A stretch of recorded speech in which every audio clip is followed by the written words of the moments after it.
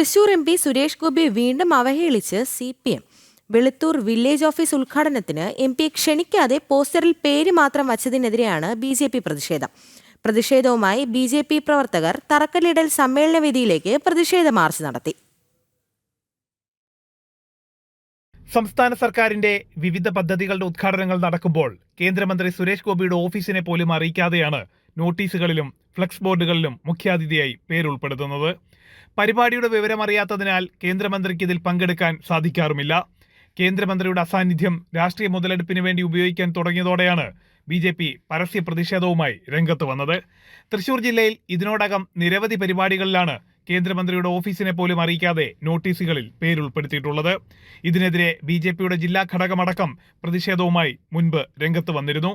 അരിമ്പൂർ പഞ്ചായത്തിലെ വെളുത്തൂർ വില്ലേജ് ഓഫീസിന്റെ തറക്കല്ലിടലിലാണ് അവസാനമായി മന്ത്രിയുടെ ഓഫീസ് അറിയാതെ പേരുൾപ്പെടുത്തിയത്.